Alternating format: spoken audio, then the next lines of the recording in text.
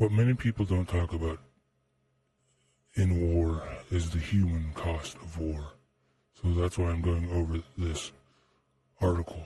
It talks about the mass casualties that the Israeli army takes in Gaza. This video here, well, it's just an article of me reading. It's a video of me reading the article. I don't have any actual videos for this one. I'm Michael Carson, and let's just dig into this one. The video comes from Zero Hedge. Israeli army still taking on mass casualties after 640 days of war in Gaza. It's by their generic account, Tyler Durden, which they use that so they don't have to expose the author if the author doesn't want to be exposed.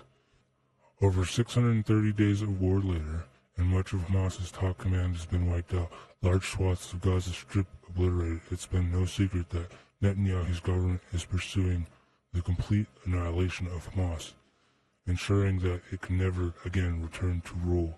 But the reality is that Israel Army, IDF, is still taking on mass casualties. And how are they taking on those mass casualties? There's tunnels. I didn't know their video.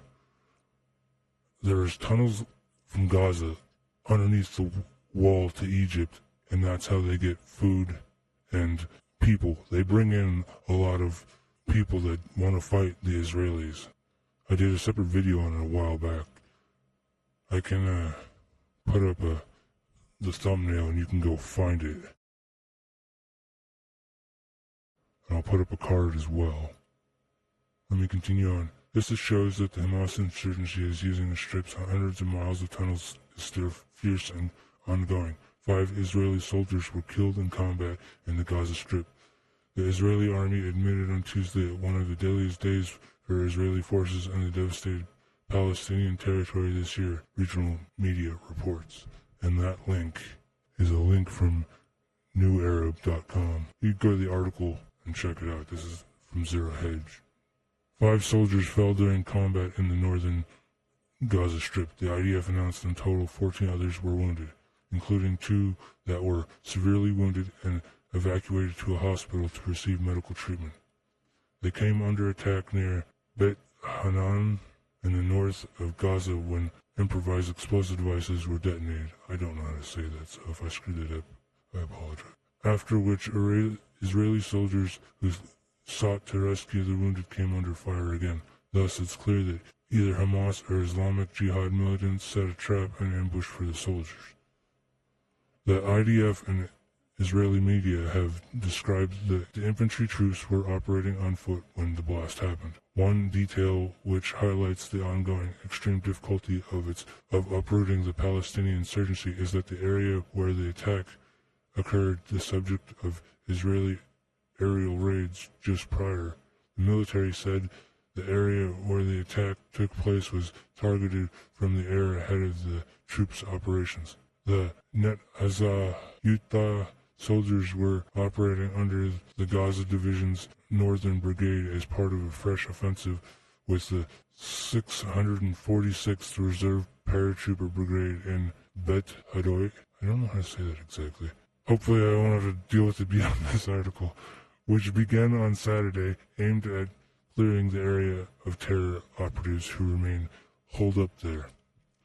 Israeli opposition leader Yair Lapid wrote on X in the wake of the large-scale casualties, "For the sake of fighters, for the sake of their families, for the sake of the hostages, for the sake of the state of Israel, this war must be ended." Yeah, it'll be ended when they surrender. How about that? Israeli society has remained fiercely divided over Netanyahu policy, with hostage victims' family members outraged that efforts to negotiate a deal to release the remains captives have completely stalled.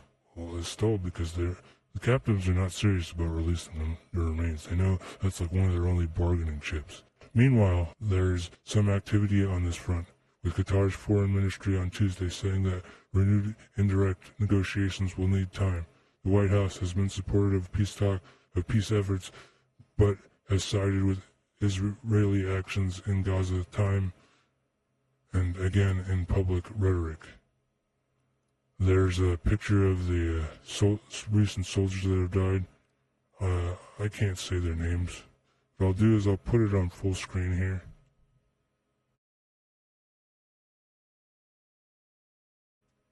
If you want to read the names, you can read the names there and make it a little easier.